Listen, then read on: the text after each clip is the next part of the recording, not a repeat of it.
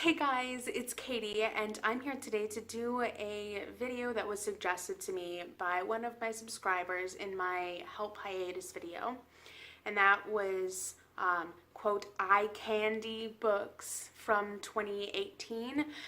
But I am switching it to 2019. But anyway, this video was suggested to me by Vendi from Caught Between Pages. So thanks so much, Vendi. This is a really fun idea. So basically what I'm going to do is go through some 2019 releases or books that have covers that might not have come out yet and pick like my favorite 10 of them or something and talk about why I love them and whatnot. So I mean, the thing that you should know about me before we launch into this video is I actually, when I'm in a store or when I see a cover of something and it intrigues me, odds are, because of the fact of what it looks like, that will be the thing that causes me to pick it up in the first place. I don't cover buy exactly. I cover pick up, and then I read the synopsis on the back to see if it's something I'm actually even interested in the first place. And then if I'm interested in it, then I'll either add it to a list or I'll get it or something.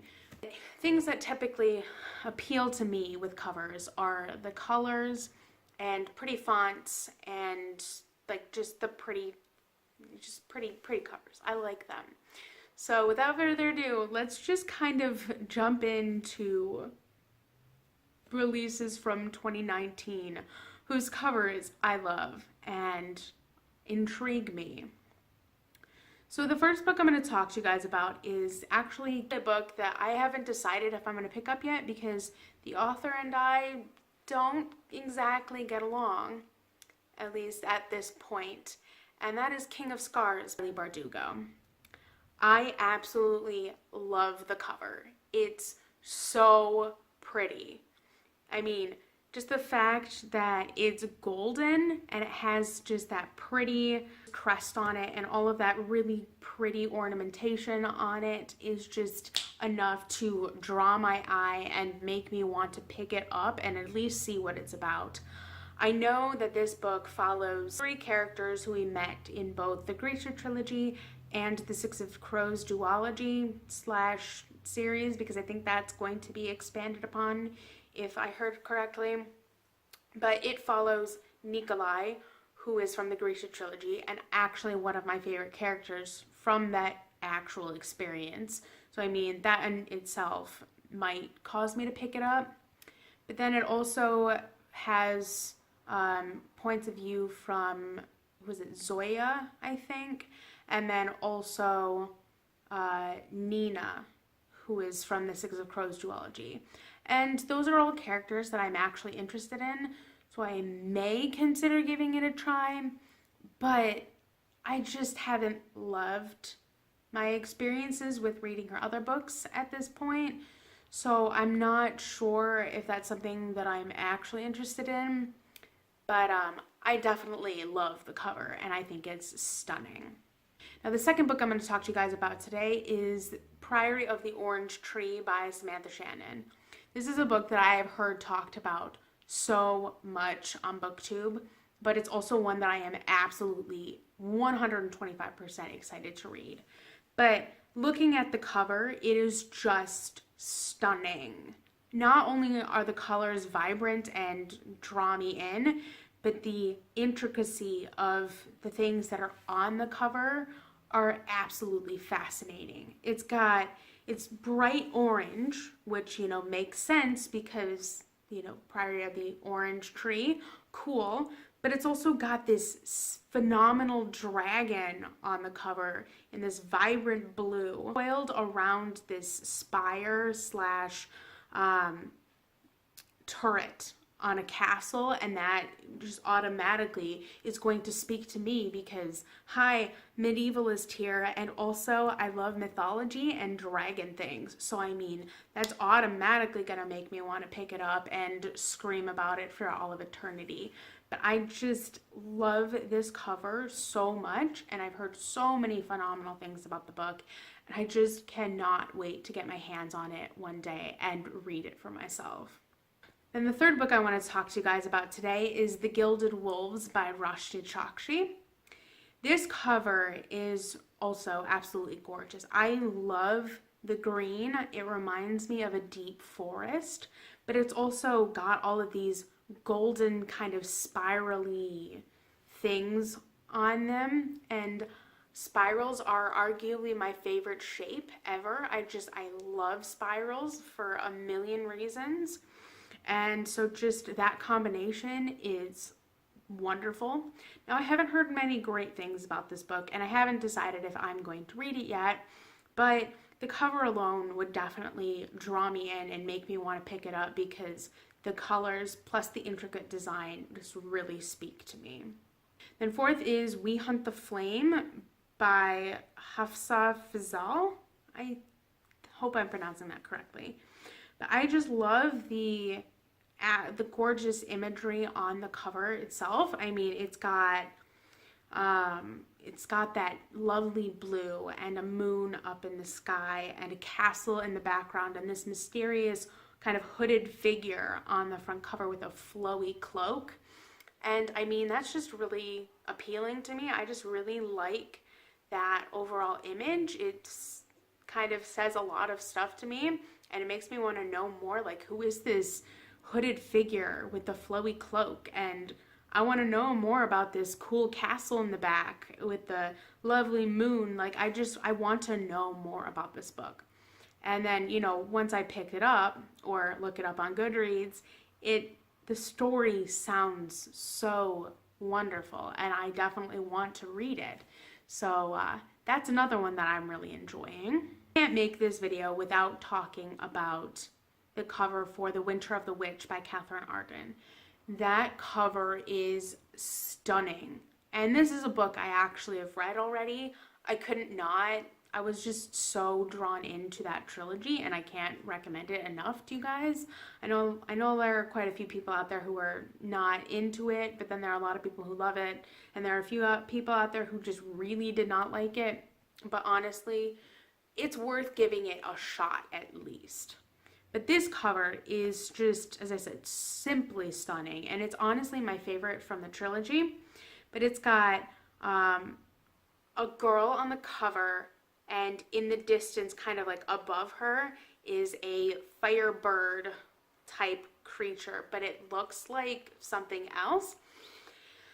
I just love the cover. It's just simply phenomenal. It's stunning because we got this kind of like periwinkle blue on the bottom, and that could signify night, but then we've got this illuminated bird in the background with this dark figure standing there, and just really draws you in. Just the artwork for the Winternight trilogy in general is just simply stunning, and I absolutely love it. Just, I love painted covers, like they look like they're a painting, and that is definitely what this cover looks like. It's just, I love it so much.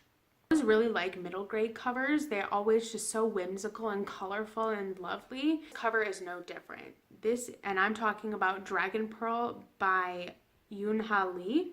It's such a vibrant cover with, you know, this girl standing on what looks to be like a planet, and it's like just everything is red behind her, and it's got streaks of blue. I think it's like a wolf or something on it. I can't quite tell because the picture is small, but it's a cool animal, and it just really draws you in because not only the colors, but also just your focus is drawn to the girl, but also to the creature that's floating above her.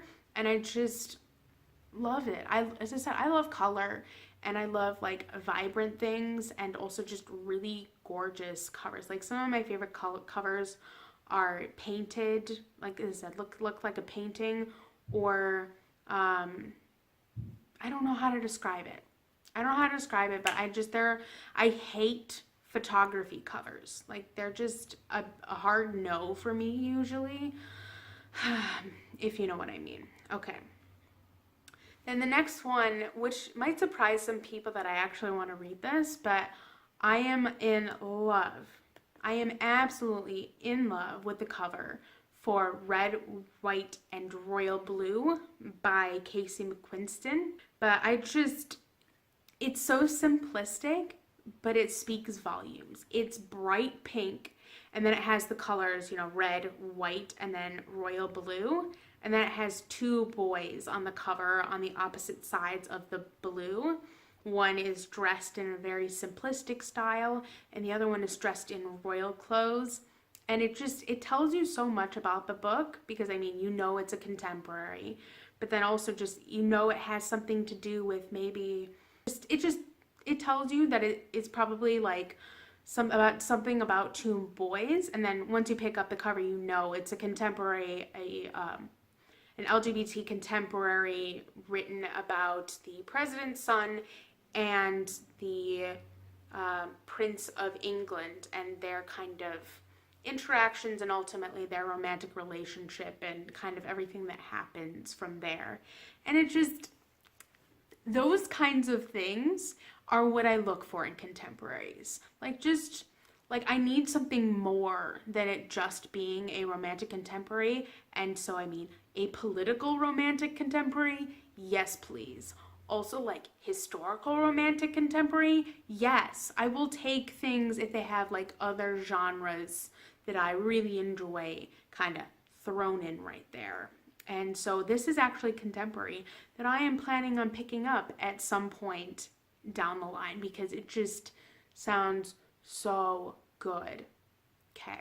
But yeah, I definitely really like this cover, despite it being very simplistic. I've got, I think, two more I want to talk to you guys about. So the first one I want to talk about is the cover for The Wicked King by Holly Black. That's the second book in the Folk of the Air series. I still haven't read The Cruel Prince. I'm not sure if I'm going to. I'm very much on the fence, but I also love fae things, so I might give it a try. But then someone also mentioned to me that I should just binge it when all of them come out, because it would probably be a better story then. So I might wait to do that. Granted, I probably won't get to it for a long time anyway, because I have so many backlogged books. But anyway, I digress. Once again, I just love the color of this cover. It's my favorite color. Look, I have turquoise things. I love sea-colored things. And The Wicked King is, kind of got that turquoisey color on it, and I'm a fan. But also just the crown and the way it's positioned is just really intriguing to me. It seems to implicate that something crazy happens, or some crazy political upheaval happens or something, because just the tilted crown, it seems kind of wild. I don't know. As I said, I don't know much about it. I just know a lot of people prefer book 2 to book 1, which I find very interesting, because normally it's not like that. But I just really like this cover because of the way it draws you in, and it just makes you want to know things about the book because of the way the cover is presented. And then the last book I'm going to talk about today is the cover for The Wicked Saints by Emily A. Duncan. This is a book that, when I saw what it was about, immediately made me want to know more. But also the cover is so cool, because it's vibrant but dimmed vibrant, if you know what I mean, because it's in this off-white color with blood dripping off of the W, and then this fortress castle thing on the bottom in blue. And it's just really draws your eye, because the castle down on the bottom, but the red and the off-white, it just makes it look so cool. So I'm definitely a fan of that whole business. And then once I read what the summary is about, I was like, yes, give me this book immediately so I can go scream about it, because apparently it is a Slavic based fantasy. And yes please, I have been dying for a Slavic based fantasy, and I'm crossing my fingers and hoping to everything in the world that it is good, because I just need that good representation in my life. So please, I am hoping beyond all hope that it's good. I don't care how dark or how gory it is, because that's Slavic folklore in a nutshell. but like, please give me. And I'm hoping, as I said, I'm hoping that it's good. But anyway, those are all the covers that I'm going to talk to you guys about today. I'm sure there are more down the line. I'm sure I could probably talk about a lot of covers. But as you can see, I'm really not qualified to talk about artsy things, at least in this context, because I just don't know much about that. I just go based off of what I like because it looks pretty. But if you want to talk to me about Renaissance art sometime, then we can really delve into my art skills and my art analyses and things like that, because I actually studied medieval and Renaissance art, and actually ancient. So studied ancient, medieval, and Renaissance art like very in depth, particularly Renaissance art. So if you want to come talk to me about those things, we can do that some other time. But this is just kind of a fun thing that I did because it just seems kind of fun, and covers are just really pretty sometimes. And I mean, now you kind of know what I like. Pretty vibrant things. And generally, if it doesn't have a photo of someone on the cover, like, I generally will say hard no, hard pass. Or if it looks, or if it's like kind of painted but looks like a photograph, I also don't care. Like, basically close-ups of people, I'm generally not gonna dig it. I like more intricate patterny things, or like foliage, or just vibrant colors, if you get my meaning. But anyway, that's about all I've got today. Let me know down below what some of your favorite covers are, either of all time or of new releases. I'm just curious to see what you guys generally like when you see a book cover. But yeah, other than that, you guys know the drill. Both of my social media links are down below for you guys in case you want to come follow me on them. I have a Twitter, which is @ASeaofTomes, which is the same as my handle here. You probably won't hear from me for a while, like August-ish sometime, but feel free to DM me anyway, and if I have a spare moment, I will try and reply to you. But also feel free to leave things down in the comments so I can, and I'll also respond to those at some point or another. And then also I have a Goodreads where you guys can come and check out and see what I've been reading and track my progress and kind of potentially see some of my feelings. But once again, you won't probably see anything over there until sometime in August, maybe September, depending on a lot of stuff. Other than that, I'll catch you later in another video soon. Bye!